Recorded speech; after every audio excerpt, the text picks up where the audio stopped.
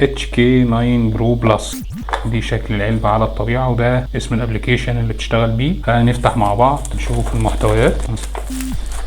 بص مبدئيا كده العلبة خامتها محترمة قوي، يعني تحس ان ايه، بص الحلقات البارزة دي يعني مش علبة ناعمة كده، لا في حاجات بارزة. الكتابة بتكون حفر وبتلمع زي ما انتم شايفين كده، عشان لو اتضربت في السوق تبقى انت عارف الاصلية بتبقى ازاي. زي ما انتم شايفين اوبن اي اي والكلام ده كله برضه محفور وبيلمع كده تحت الضوء. الحاجات دي طبعا بتكون ستيكر بارزة، يعني ده لازقة، بس الاهم اللي احنا نركز عليه ان دي محفورة تحس بالحفر، وان الخامه بتاعتها مش ناعمه. اللون اللي معانا النهارده وده اسم الابلكيشن. بصراحه انا شايف خامه البوكس مفرحه جدا. خلينا نفتح ونشوف.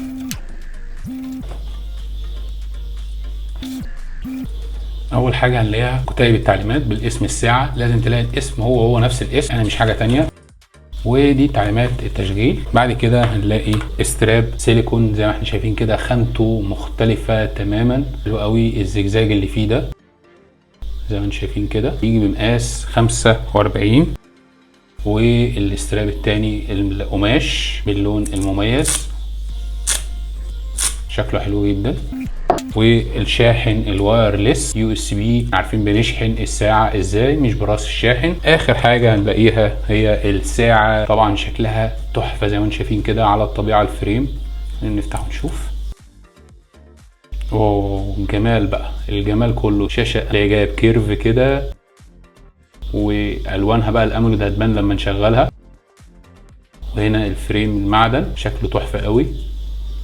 والشكل طبعا اللي هو بتاع سيريس 9 اللي هو اللي بعد الالترا.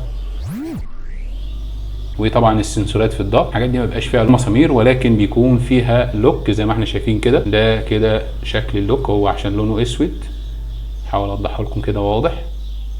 اللوك اهو بيقفل على الاستراب عشان خاطر ما يخرجش معانا. ده احنا عارفين ان طريقه تركيب اللوك بتكون من هنا، يعني القطعه ديت اللي هي في النص لونها مختلف، لكن لو بصيت ورا هتلاقي 3 زي بعض. يبقى كده اهي كده ده طريقه تركيبها عشان يقفل معانا وما يخرجش من مكانه كده اهو. مش هيخرج غير لما هنضغط على الزرار ده ونسحب.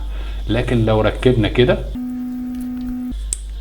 بص خرج من غير ما ندوس على اي حاجه. ايه كده محتويات البوكس: شاحن وايرلس، كتيب التعليمات، استراب تاني، والساعه نفسها. خلينا بقى نشغل الساعه عن طريق الزرار اللي في الجنب ده، ضغطه طويله. الشاشه تحفه قوي، طبعا مدعومه بالابليكيشن. اول حاجه طبعا هنلاقيها في الساعه انها بتدعم لغات كتير، صيني بقى، ياباني، اسباني، لغات كتير، بس احنا يهمنا اللغه العربيه. هنا اول حاجه بيقول لك ازاي تربط بقى الساعه بالموبايل. تبدا الالكترون تعمل او تخطي، تشوف انت عايز تعمل ايه. بص بقى بيفهمك الزرار ده بيعمل ايه وكل حاجه، والداون ده بيعمل ايه. الوان الشاشه زي ما انتم شايفين كده، بص تحفه جدا. الساعه دي من اجمل الشاشات اللي انا شفتها. شاشه اموليد جايه بكيرف كمان. بص شكل العقرب. الساعه بقى فيها كام خلفيه، اقدر ادوس كده واقلب بقى في الخلفيات. كل دي خلفيات على الساعه، فيها حوالي 10 خلفيات مختلفه زي ما انتم شايفين كده. خلي بالك بقى في خلفيات بنقف عليها بيقول لك تحرير. تحرير دي يعني انت تقدر تغير في الالوان بتاعه الساعه زي ما انت شايف كده. اللي تلاقي تحتها كلمه تحرير يعني اقدر اغير. ده التحرير، وهنا لا. هنا دي الخلفيه اللي انا ضفتها من الموبايل اللي هي غيرت خلفيه. بص كده الالوان ودقه الالوان بتاعت الساعه تحفه جدا. طيب خلينا نشوف القايمه بقى ونشوف كل التفاصيل. بص سحبت القايمه كده شكلها جامد قوي. تاني نخرج كده. بص الانيميشن والتنقل في الساعه تحفه قوي. دي شكل القايمه. ندخل اول حاجه زي ما انا بقول لكم دايما على السيتنج، نتاكد من الساعه. هنشوف بقى من على عام حول هذا الجهاز، هنشوف الاسم HK9 برو بلس، هي فعلا نفس الاسم اللي على العلبه، يبقى الساعه دي اصليه. خدت بالك عملنا كده كانت الشاشه مطفيه، لما رجعنا كده نورت تاني. انا ما استخدمتش اي حاجه، سبتها شويه الشاشه طفت. اول ما اعمل كده وارفع ايدي تاني بتنور لوحدها، فدي بتوفر معاك جامد جدا في البطاريه. دي اول حاجه. خلينا بقى نتفرج على الشكل بتاع الساعه وكل التفاصيل بتاعتها. نشوف بقى، نسحب كده مثلا. بص جايب لك الستاره الجانبيه فيها تاريخ والحاجات دي كلها. نسحب كده يجيب لك ضربات القلب. يقول لك كمان لازم تكون لابس الساعه، يعني انا مش لابسها فعشان كده هو ما خدش القياس. نسحب تاني احتساب ساعات النوم. بص حتى الانيميشن شكله جامد قوي اللي هي الرسومات دي يعني. نرجع تاني كده، ده طقس بس يقول لك لازم تربط الساعه بالموبايل. هنا دي تشغيل الموسيقى، الصوت بقى وكل حاجه، مفيش تاني. شكلها حلو قوي. نرجع نسحب بقى من تحت لفوق، هيجيب لك زي الايفون كده اللي هي اختصارات حلوه قوي، اللي هي الساعه والطقس والمنبه وحاجات تقدر يعني ممكن تجيب المنبه من هنا بص على طول، وعامل زي الموبايل ممكن تضيف كذا منبه بص، فالموضوع جميل. نسحب بقى من فوق، دي ستارت الاشعارات، لو جالك اي اشعار يعني رسائل واتساب الكلام ده كله بيجي عليه. نشوف بقى القايمه، ده الشكل اللي قريب من ساعه ابل والانيميشن عجباني قوي. تعال نضغط ضغطتين كده بص غير الشكل ده، بقى في شكل تاني مختلف عن الاولاني شويه. نضغط تاني، اوه لا لا لا لا لا الساعه دي جامده جدا. نضغط تاني الشكل كمان، تاني الشكل كمان.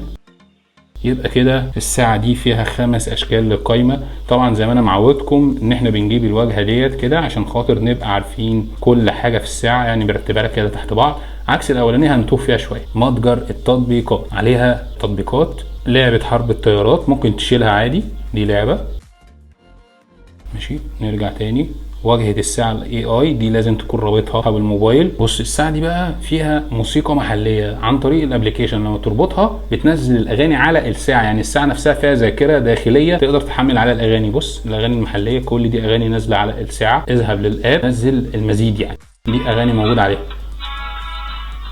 تعلي الصوت او توطيه، تحفة قوي. وتقلب طبعا اغاني على الساعة نفسها.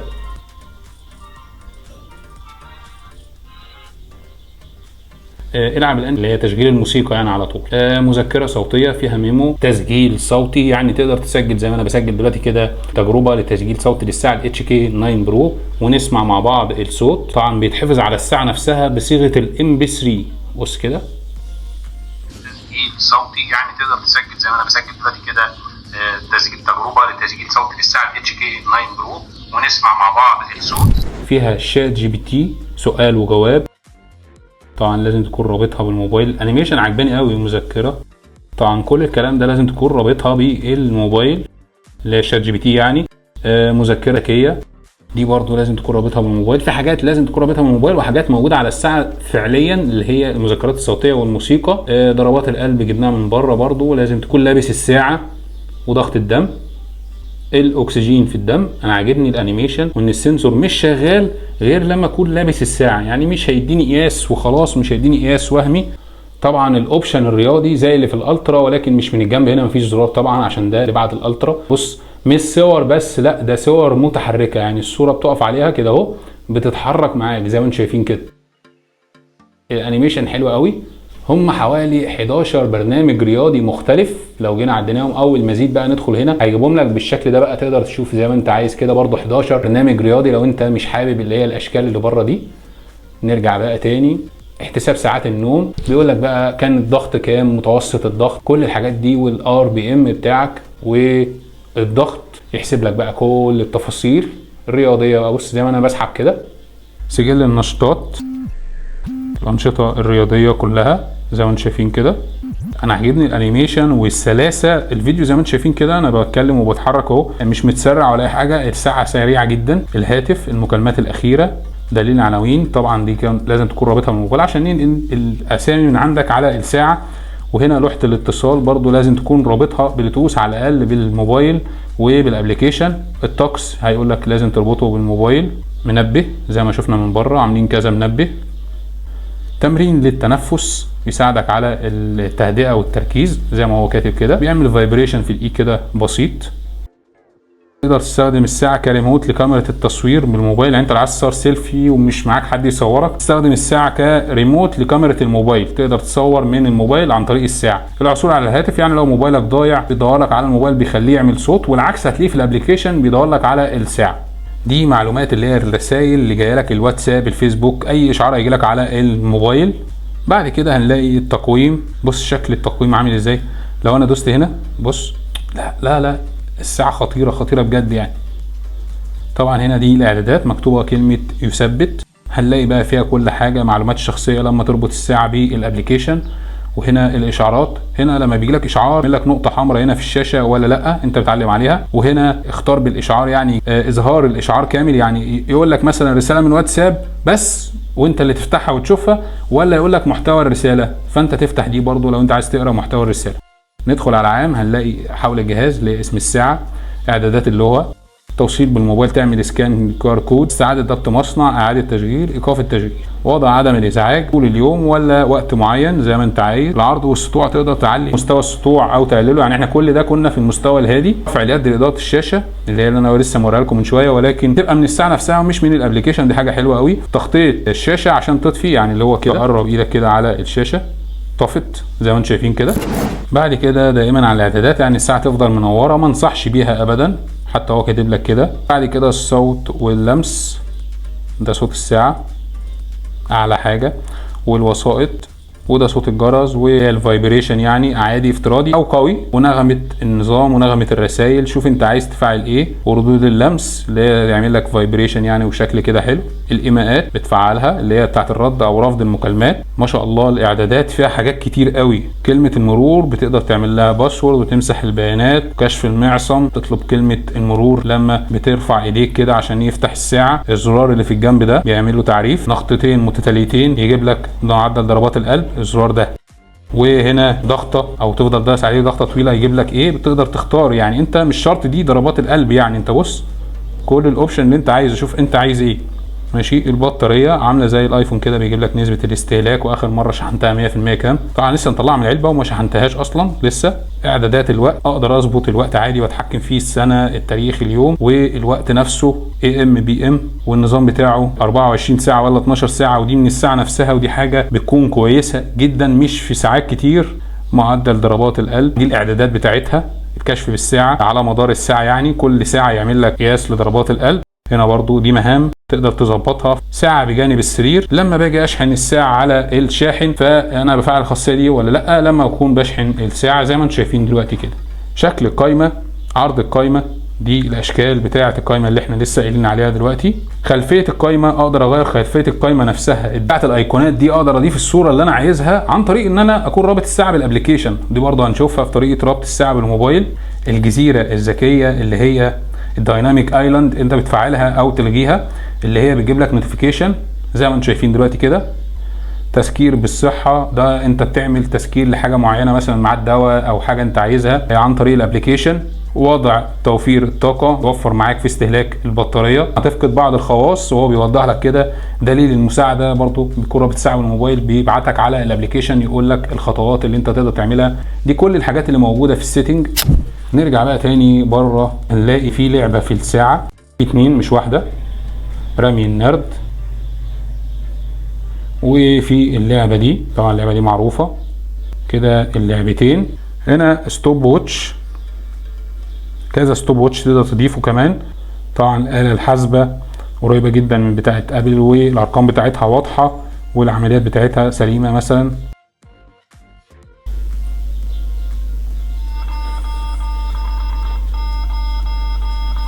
بلوعة دي صرف للمياه، هو لك باسم غريب شويه بصراحه، الاسم يضحك يعني. بلوعة دي صرف للمياه اللي بتدخل على الساعه، يعني انت بتتوضى ولا اي حاجه هيطرد الميه من السماعه بتاعت الساعه كده. تضغط كده اهو هيعمل معاك الصوت اللي انتوا شايفينه ده. خلاص كده. ده برضو ستوب ووتش، صفاره انذار. مش فاهم فايدتها ايه، لو حد يعرف يقول لنا. مساعد صوتي اللي هو الخاص بسيري او جوجل لو انت رابط الساعه بالموبايل زي ما هو قايل لك كده اهو. التحكم في الفيديوهات، اقدر اتحكم بقى في الفيديو ان انا اوقف او اعلي الصوت. الفيديو اللي شغال على الموبايل نفسه، يعني مربوط الساعه بالموبايل. تلاقي بوصله اهي، تعمل كده كده تتحرك معاك، دي كده البوصله. دي بطاقات العمل وبتكون رابطها بالموبايل، وشرحتها قبل كده في فيديو، سهله جدا عن طريق الابليكيشن. والمحفظه الالكترونيه برضو بتكون رابطها بالموبايل.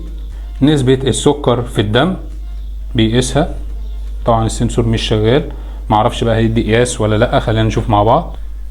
لازم تربط الساعه بالموبايل عشان يجيب لك البيانات، نسبه السكر في الدم. هنا ده GPS او اخر الاماكن الرياضيه اللي انت كنت فيها، بتكون رابطها بالموبايل انا وانت دي برضو خاصيه جميله جدا في الابلكيشن اللي هو بتاع الساعه الوير فيت برو، نسبه التنفس. دي برضو خاصيه اتوقع انها عن طريق الابلكيشن، برضو نفس الكلام. ايه المترجم ده برضو برنامج هنشوفه مع بعض في ربط الساعه بالموبايل. حرب الطائرات دي لعبه بس موجوده بره اللعب، مش فاهم ليه يعني، هل دي خاصه بالابلكيشن ماركت اللي هو مكتوب على العلبه ولا لا؟ دي عامله زي لعبه الطيارات بتاعت زمان. نرجع تاني باك. بالشكل ده كده احنا جبنا كل حاجه جوه القايمه الداخليه، ودي طريقه عرض القايمه اهي. ده كده جبنا كل اللي انتوا شفتوه ده احنا جبناه، ولكن بالشكل الطولي كده كل التفاصيل الخاصه بالساعه. عن جمال بقى خاصيه الاولوز ديسبلاي زي ما انت شايف كده، هنا جايه لك دقايق. طب انا لو عايزها عقارب اعمل ايه؟ بسيطه، اغير الخلفيه. انا عامل دلوقتي الخلفيه ديت، اضغط ضغطه طويله كده واجيب مثلا ساعه عقارب اللي هي دي مثلا. بص كده دي ساعه عقارب تمام. واول ما الشاشه تطفي بص قلبت اولوز ديسبلاي. بص دي كده الاولوز ديسبلاي بالشاشه بتاعتها التحفه الاموليد. دي كده الخلفيه العاديه، واستنى شويه وثبت نفسك كده هتلاقي الاولوز ديسبلاي تلاقيها مختلفه شويه عن الشكل ده كده. بص الاضاءه ضعفت، دي الاولوز ديسبلاي. يبقى انا عندي 2 اولوز ديسبلاي اقدر اجيبهم على الساعه سواء ارقام او عقارب بمنتهى السهوله.